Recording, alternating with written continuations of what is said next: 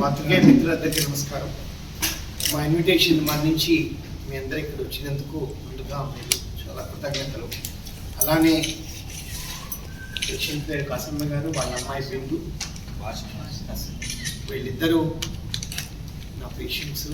అమ్మాయి అయితే దాదాపు 10 ఏళ్ల నుంచి నా దగ్గర వైద్యం తీసుకుంటుంది. మరి అమ్మగారు అయితే ఒక 6 వారాల క్రితం ఆపరేషన్ చేయడం జరిగిందనమాట. ఇంకా నా గురించి చెప్పాలంటే నా పేరు doctor Krishna Subrahmanyam. I'm senior consultant orthopaedic surgeon, lead surgeon in Yashoda hospital Malakpet.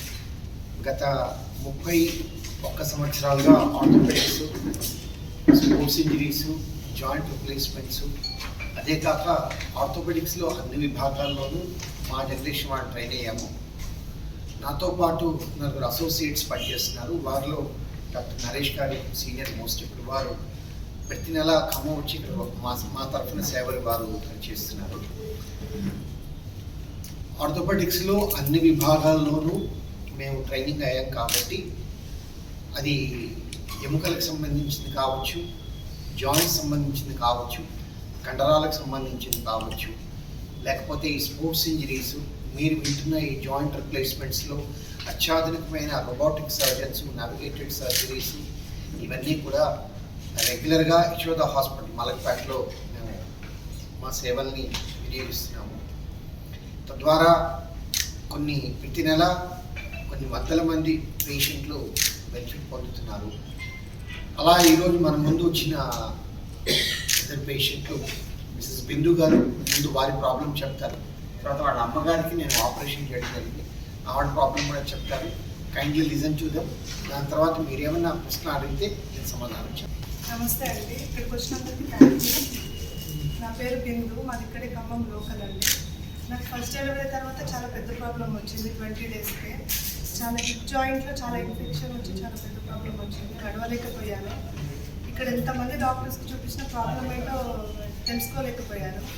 ఇన్ని డాక్టర్స్ అయినా నడవలేకపోతున్నాను, కూర్చోలేకపోతున్నాను. బెడ్ మీద అయితే 1 మంత్ దాకా పడుకోలేకపోయాను. ఓన్లీ కూర్చోవడమే, బేబీకి ఫీడింగ్ కూడా ఇవ్వలేకపోయాను. ఇన్ని తిరిగి ఇక మా సార్ హైదరాబాద్ తీసుకెళ్ళారు, యశోద మలక్పేట్ బ్రాంచ్కి. సార్ ట్రీట్మెంట్ చూసి అసలు ప్రాబ్లం ఏంటో కనిపెట్టడానికి 4-5 డేస్ పట్టింది. సార్ ఎంతో ఓపికతో మంచి ప్రాబ్లం ఏంటి, 20 డేస్ అయింది నా డెలివరీ అయ్యి. చాలా కాంప్లికేటెడ్గా ఉంది నా ప్రాబ్లము. అయితే ఎన్నో టెస్టులు చేసిన తర్వాత చాలా పెద్ద ప్రాబ్లమా, దీనికి 18 months ట్రీట్మెంట్ కావాలి, మీరు చాలా జాగ్రత్తగా ఉండాలి, మెడిసిన్ తీసుకోవాలని మంచి మెడిసిన్ రాసి ఆ ట్రీట్మెంట్ ఇప్పుడు 1 వీక్కి నువ్వు నడుచుకుంటూ వస్తావమ్మా అని చెప్పారు. వీల్ చైర్లో వెళ్ళాను నేను డాక్టర్ దగ్గరికి. 1 వీక్లో నడుచుకుంటూ వెళ్ళాను. నా ప్రాబ్లం చాలా వరకు కవర్ అయింది 1 వీక్కే. అట్లా డైలీ సార్ చెప్పినప్పుడు వెళ్ళి ట్రీట్మెంట్ తీసుకొని ఇప్పుడు 18 monthsకి మొత్తం క్లియర్ అయింది. ఇప్పటికైతే నా ప్రాబ్లం లేదు. సెకండ్ అప్పుడు కూడా చాలా భయపడ్డాను, సెకండ్ ప్రెగ్నెన్సీ ఇప్పుడు కూడా మళ్ళీ వస్తుందేమో అని. సార్ ధైర్యం చెప్పి ఏం కాదమ్మా, నేనున్నాను, ఏమన్నా అయితే నేను చూసుకుంటాను అని చెప్పి సార్ చాలా మంచిగా ధైర్యం చెప్పారు.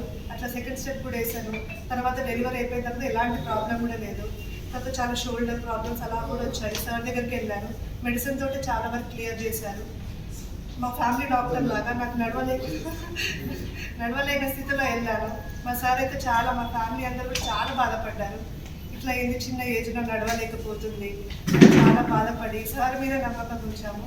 ఎంతో మంచిగా ట్రీట్మెంట్ చేసి ధైర్యం చెప్పి ఏం కాదమ్మా నేను ఉన్నాను, నువ్వు మా పాపలాగా అని చాలా మంచిగా ట్రీట్మెంట్ చేసి ఎంతో ధైర్యం చెప్పి చాలా మంచిగా ట్రీట్మెంట్ ఇచ్చి నేను ఇప్పుడు ఆల్ కేర్. ఏమైనా ప్రాబ్లం ఉంటే సార్ ఎమ్మటికే కాల్ చేసి సార్ ఎమ్మటే నాకు రెస్పాండ్ అవుతారు. ఏ ధైర్యమైనా సరే. ఇప్పుడు మా అత్తగారికి కూడా చాలా పెద్ద ప్రాబ్లం వచ్చింది, షోల్డర్లో కండ దిగడం, కీ హోల్ ట్రీట్మెంట్ ద్వారా సర్జరీ చేశారు.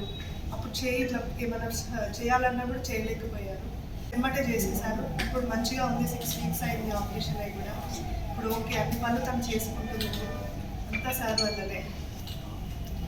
ఇక్కడ ముఖ్యంగా చెప్పుకోవాల్సింది ఏంటంటే 2 రకాల ప్రాబ్లమ్స్ని మేము ఐడెంటిఫై చేసి ట్రీట్మెంట్ చేయడం జరిగింది. ఈ అమ్మాయి విషయంలో 10 ఏళ్ల క్రితం 2015 చివరిలో ఈ అమ్మాయి ప్రెగ్నెన్సీ అయిన 3వ వారానికి నడవలేక, కూర్చోలేక, పడుకోలేకున్న స్థితిలో వచ్చింది నాకు. అప్పుడు వచ్చినప్పుడు చాలా అరుదుగా వచ్చే buttock joint, SI joint TB అంటాం, చాలా అరుదుగా చూస్తాం. అలాంటిది ఐడెంటిఫై చేయడానికి నాకు 3 రోజుల నుంచి 4 రోజులు పట్టింది. దానికి కావాల్సిన టెస్ట్లన్నీ చేయిస్తూ ఎంత ఇబ్బంది పడిందంటే ఆ రోజున. ఇందాక అమ్మాయి మాటల్లోనే విన్నారు కదా, కూర్చోలేకపోయేది, పడుకోలేకపోయేది, ఎంతో ఇబ్బంది పడ్డారు. దాన్ని ఐడెంటిఫై చేసి కొన్ని ప్రత్యేకమైన టెస్ట్ల ద్వారా దాన్ని కనుక్కొని దానికి దాదాపుగా 18 నెలల పాటు ట్రీట్మెంట్, ఒక రోజు 2 రోజులు కాదు. ఆ ట్రీట్మెంట్ ఇచ్చి చిన్న బేబీ, జస్ట్ వారాల బేబీని పెట్టుకొని ఆ అమ్మాయి ధైర్యంగా నా మీద నమ్మకంతో వచ్చి వైద్యం చేయించుకుంది. ఈ రోజున తర్వాత 2వ పాప కూడా జన్మనిచ్చింది. వాళ్ళ కుటుంబం అంతా, వాళ్ళందరూ నాతో ఇప్పటికీ ఏ చిన్న ప్రాబ్లం వచ్చినా వస్తూనే ఉన్నారు. అలా వచ్చింది వాళ్ళ అత్తగారు. ఆవిడకి వయసు రీత్యా లోపల భుజం కండ తెగింది. దాన్ని రొటేటర్ కఫ్ టైర్ అంటారు. రొటేటర్ కఫ్ అంటే మన చెయ్యి పైకెత్తడానికి, ముందుకి వెనక్కి తిప్పడానికి ఉపయోగపడుతుంది. అందువల్ల ఏంటంటే విపరీతమైన సల్పు, రాత్రి కూడా పడుకోలేకపోవటం, కూర్చోలేకపోవటం, ఇటు పడుకుంటే నిలబడినవ్వదు, ఇటు పడుకుంటే చెయ్యి లేవదు, ఇలా ఎంతో బాధతో ఆవిడ బాధపడుతున్నప్పుడు దానికి ఎంఆర్ఐ టెస్ట్ ద్వారా చూసి గమనించి కీ హోల్ ఆపరేషన్, కేవలం 3 హోల్స్ ద్వారా ఐడెంటిఫై సర్జరీ చేసి ఈ రోజున అమ్మ ఒకసారి కుడి చేయి పైకి ఎత్తండి, మీరే చెప్పండి, కుడి చేతి పట్టుకుని పట్టుకోలేదు.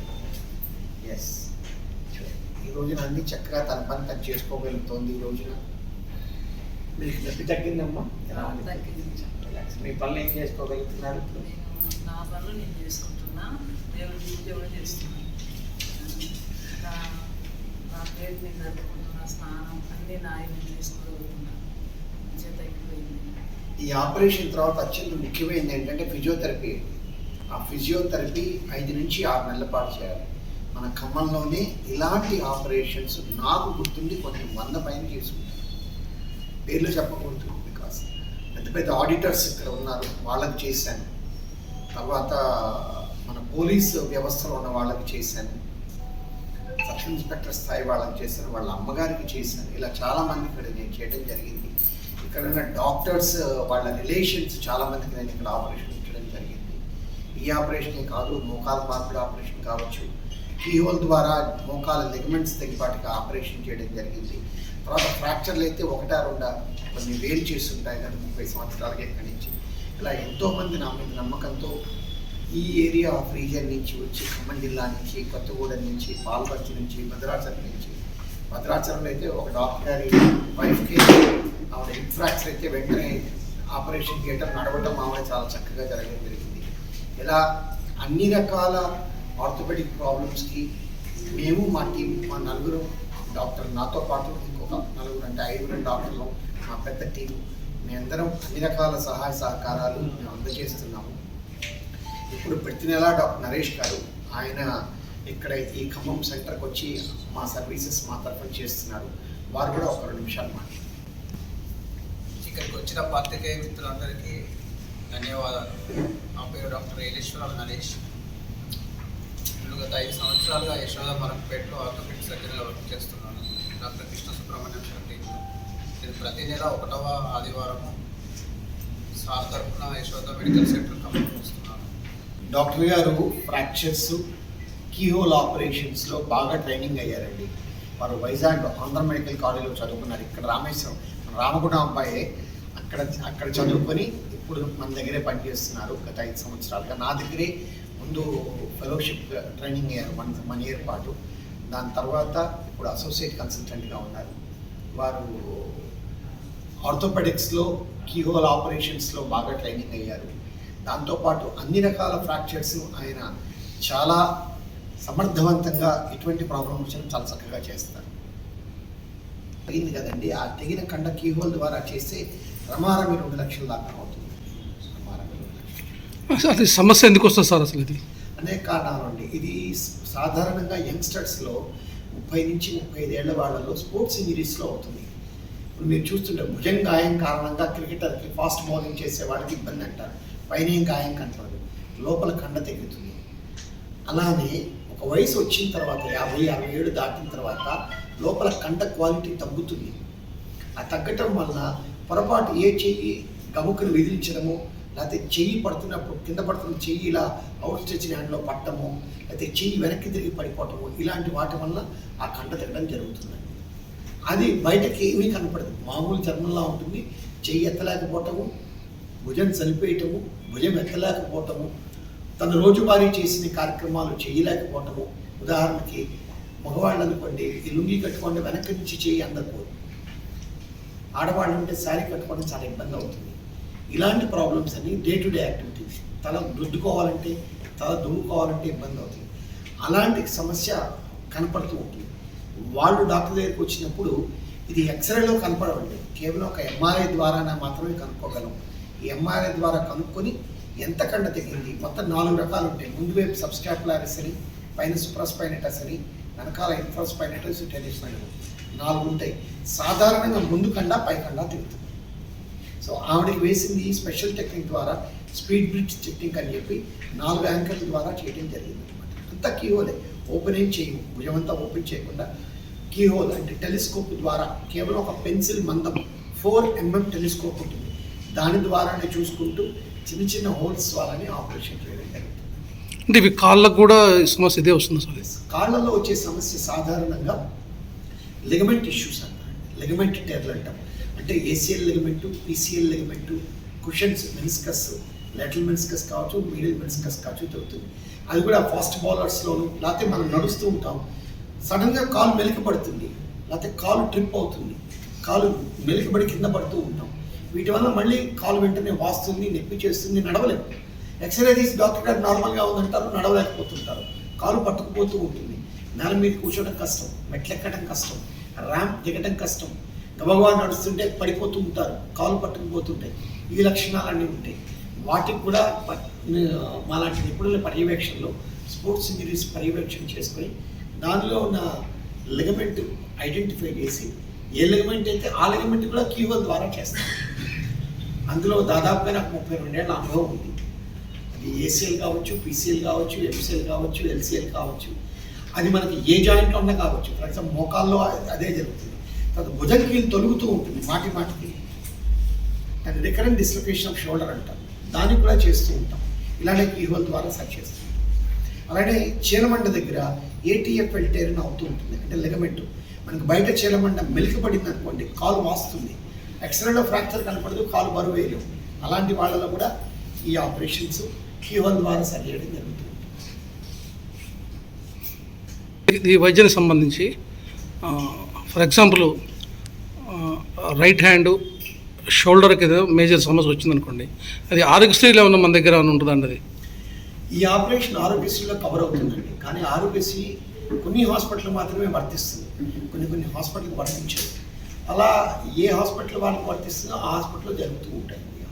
అంటే మీ సొసైటీలోనే మా యశోద మలక్పేటలో యశోద హాస్పిటల్లో ఆరోగ్యశ్రీ ఆర్థోపెడిక్స్కి వర్తించట్లేదండి, లేదు, అది గవర్నమెంట్ మాకు తెలియదు. అంటే ఇది సామాన్యులు ఇప్పుడు రోజువారీ కూలి చేసుకుని వాళ్ళు ఉంటారు కదా, సామాన్యులు వస్తే వాళ్ళకున్న ప్రాబ్లమ్ని ఐడెంటిఫై చేసి వాళ్ళకి యశోద హాస్పిటల్ వాళ్ళు తప్పకుండా సహాయం చేస్తున్నారు కదా. కొన్ని ఇలాంటివి ఎన్నో వేల ఆపరేషన్ చేస్తున్నాం. అందులో అర్హులైన వాళ్ళకి ప్రాబ్లం ఉన్న వాళ్ళకి యశోద హాస్పిటల్ వాళ్ళు ఎప్పుడూ ముందుకు వచ్చి తప్పకుండా వాళ్ళు హెల్ప్ చేస్తున్నారు. ఆరోగ్యశ్రీ లేకపోయినా కూడా మేము చేస్తున్నాం, హెల్ప్ చేస్తున్నాం. అలాగా కనీసం నెలకి లాంటివి 15 నుంచి 20 కేసెస్ తక్కువలో వాళ్ళకి వాళ్ళ ఆర్థిక పరిస్థితిని బట్టి యశోద యాజమాన్యం సహాయం చేస్తూనే ఉంటుంది. సార్.